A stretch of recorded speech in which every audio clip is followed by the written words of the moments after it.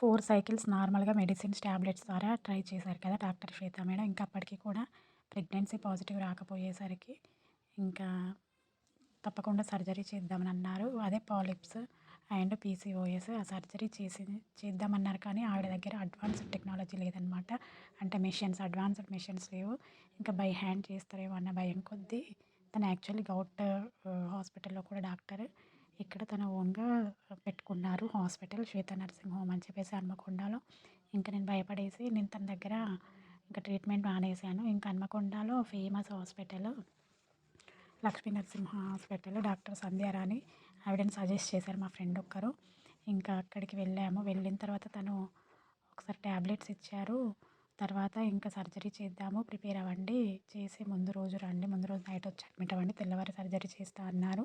ఇంకా మేమిద్దరమే, నేను మా వారు ఇద్దరమే ఒకరోజు నైట్ వెళ్ళామన్నమాట. నవంబర్ 20, 2022 అనుకుంటా వెళ్ళాము. 19థ్ 20కో ట్రైన్‌లో వెళ్ళాము. నైట్ అరౌండ్ 8:00కి అలా వెళ్ళామన్నమాట. వెళ్ళి ఇంకా సర్జరీ కోసం ప్రిపేర్ అయ్యాము.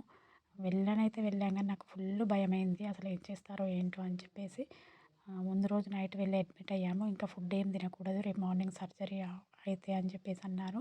ఫుడ్ వచ్చేసి నైట్ 9 లోపు తినేసాననమాట.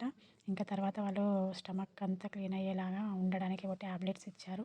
తర్వాత నెక్స్ట్ డే మార్నింగే సర్జరీ చేసేసారు. సర్జరీ చేయడానికంటే ముందు నేను చాలా భయపడ్డాను. అక్కడ ఉన్న సిస్టర్స్ని కూడా అడిగాననమాట. ఏమైతుంది, ఏంటి, ఎలా చేస్తారు, ఏంటి అని చాలా భయపడిపోయాను. సర్జరీ చేసేసి 2 డేస్ ఉంచుకొని పంపించేశారు. తర్వాత ఏమైందని అయితే హాస్పిటల్‌కి వెళ్ళే ముందు మా మమ్మీ వాళ్ళతో కాల్ చేసి మాట్లాడాను. భయమేస్తుంది అని చెప్పేసి ఏడ్చాను. బట్ మా అత్తమ్మ వాళ్ళకి మాత్రం ఎవ్వరికీ చెప్పలేదు.